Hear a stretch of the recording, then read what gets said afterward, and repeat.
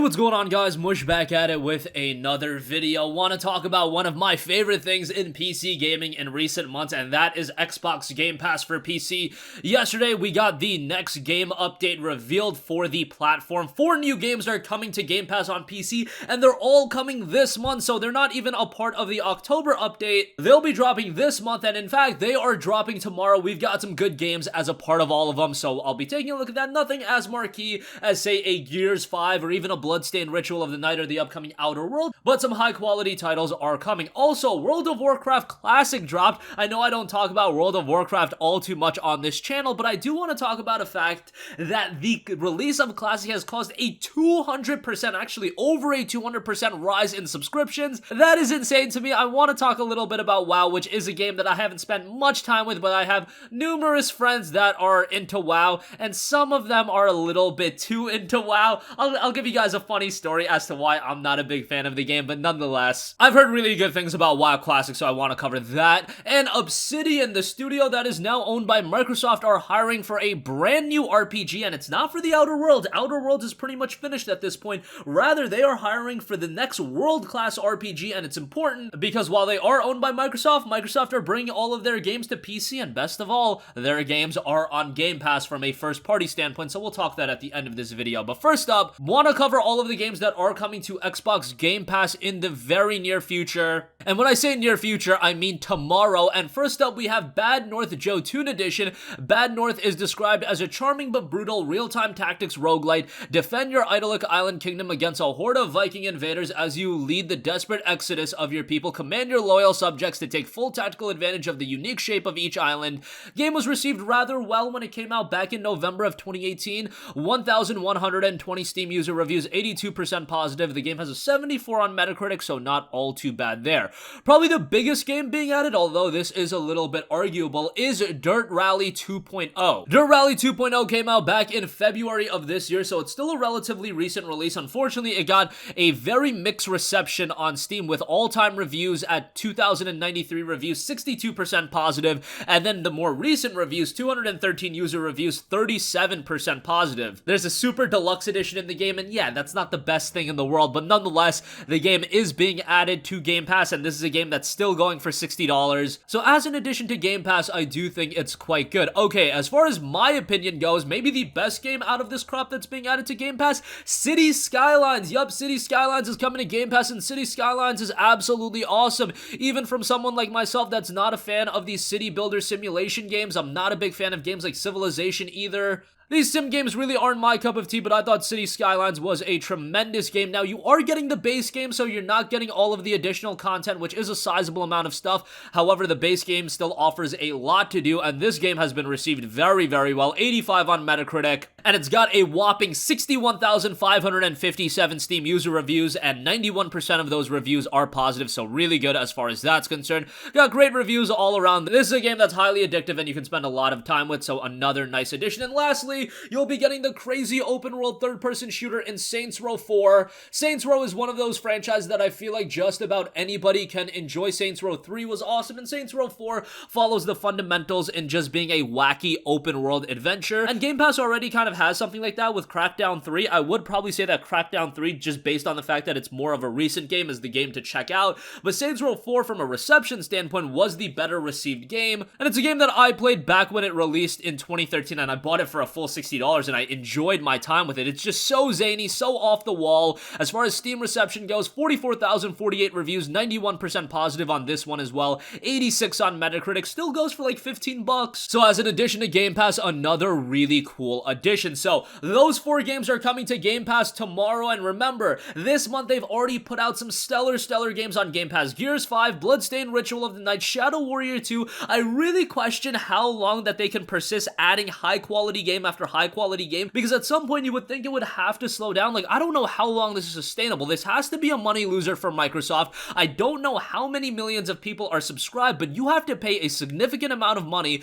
to keep these games as a part of the program, and a ton of other games, and the games continue to roll out. Bloodstained Ritual of the Night, Shadow Warrior 2 got added. You've got Enter the Gungeon recently added in there as well. Just cannot gush about Game Pass enough. I, for a long time, was not super into the games as a service, you know, subscription model type thing, but but $5 a month, you can cheese the system right now and get 3 years of Game Pass Ultimate for what, $180? That is a really good deal, and even if you're on the fence, I believe that promotion where you can get the first 2 months for $2 is still available, and that's Game Pass Ultimate. Outer Worlds is coming out October 25th. Gears 5 is out right now. If you have the time to actually dabble into the games, then by all means sign up for Game Pass, because I don't want you guys to sign up for Game Pass while you already have a significant backlog and just throwing on another 100 games to your backlog, because that is the issue some people are actually having. They already have this significant backlog. They're not going to touch any of the games from Game Pass anytime in the near future, and they're just signing up because it is such a ridiculous value. Well, it's only a good value if you actually play the games, so don't just sign up for the sake of signing up. Have some interest in the games, be wanting to play the games, and then yes,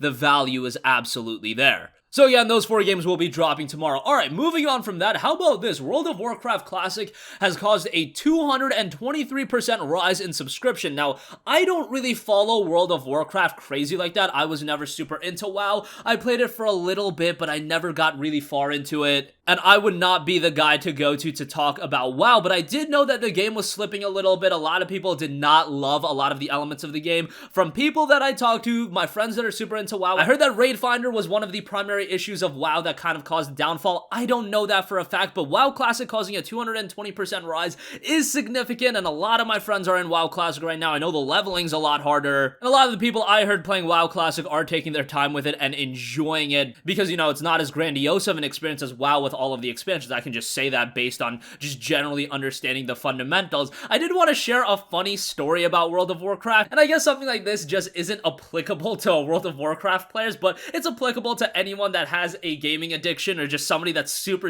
invested into a game. Maybe saying gaming addiction is a little bit too far, but recently, and I just thought this was something hilarious that happened. One of my friends had a birthday party, and one of my other friends in the same social group said that he couldn't make that birthday party, and keep in mind, this was like a 21st birthday, and so it was kind of a big deal. Someone turning 21, been friends for a long time, you would think you would show up to that birthday party, that get-together. It's kind of important, so one of my other friends bails on that, says that he's gonna be busy that day. Whatever, that's fine if you're actually gonna be busy. Well, right before the party, someone hopped on Discord, and I guess the friend that flaked forgot to set his appearance status to offline. Well, he was online playing World of Warcraft, he was in a raid. So yeah, that always has made me a little bit annoyed with WoW players being super into WoW, but I know that's not just applicable to WoW players. That was just whack of my one friend to bail on a 21st birthday, just on the fact that he was going to be playing WoW, and we called him out for it. But yes, in fact, he bailed on the party just to play a World of Warcraft raid. I think that's hilarious. I can find humor into it. Needless to say, a lot of my other friends were not so happy with him at the time, and he got exiled from the group a little bit. But it's all good. Everything's okay now. I just found that hilarious to go back to, and whenever I hear about World of Warcraft, I'm always drawn back to that story. I have other friends that are super into WoW. They're playing World of Warcraft Classic. Most of my friends are in the high 30s, and they seem to be really enjoying it. So if you guys are into WoW Classic, more power to you, and it has seen a 220% increase in subscriptions. Of course, if you subscribe to WoW, that gets you into the regular World of Warcraft and World of Warcraft Classic. So more power to them. If people are enjoying it, good on you. And lastly, I do want to quickly talk about one other major RPG studio that is now owned by Microsoft, and that is Obsidian. They are hiring for their next world-class RPG, and this is not the Outer Worlds. Outer Worlds is out in just a month. The development for that game is pretty much finished, but there's 11 new job openings in total, which were spotted on LinkedIn last week and offer a number of hints as to what the studio is possibly working on. Many of the listings mention the Unreal Engine 4 with first-person melee combat gameplay, combat with an emphasis on exceptional first-person melee experience, and combat actions utilizing both first and third-person animations, also name-checked. In addition, Obsidian also mentions branching dialogue, conversations, and cutscenes, and day and night cycles. That definitely sounds like an Obsidian RPG, but it also sounds like a big-budget Obsidian RPG, and they're staffing up for the creation of this game. What's great about them being acquired by Microsoft is that for a long time, Obsidian did have a relatively limited budget, but now with Microsoft backing them, I'm not saying that they're going to have an unlimited budget, but they're going to have a lot more resources to work with, and they are going to have the potential to realize their vision to a greater extent than ever before.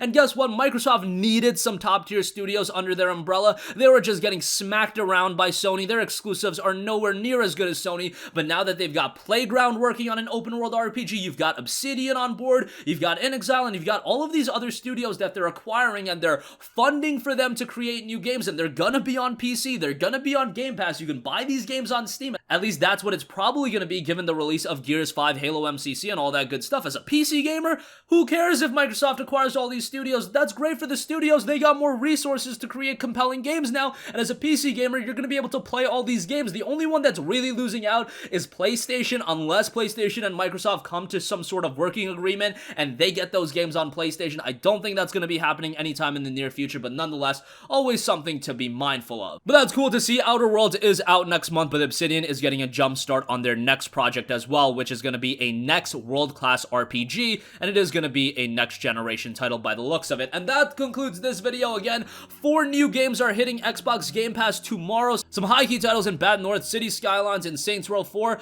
Dirt Rally 2.0 being added as well, so that's some cool stuff. WoW Classic has caused a 220% rise in subscriptions for WoW, and Obsidian is hiring for their next RPG. That's gonna wrap up this video. If you guys have a request for a future video, you can leave that in the comment section down below, and I will catch you guys in the next one. Peace out. Hey, what's going on, guys? Mush here again. Hope you enjoyed the video. As you guys might know, YouTube's notification system is sometimes a little bit wonky, even if you're subscribed to the channel. Maybe you're not abundantly aware that I uploaded a video. To remedy that situation, make sure you hit the bell notification button. This way, whenever I upload a new video, and I try to upload as consistently as possible, you will be notified directly of the upload, and you can watch it as soon as it goes live. I would really appreciate if you guys hit that button so you can stay up to date with all of the content I'm posting. But as always, guys, thanks for watching, and I'll catch you guys in the next one. Peace out.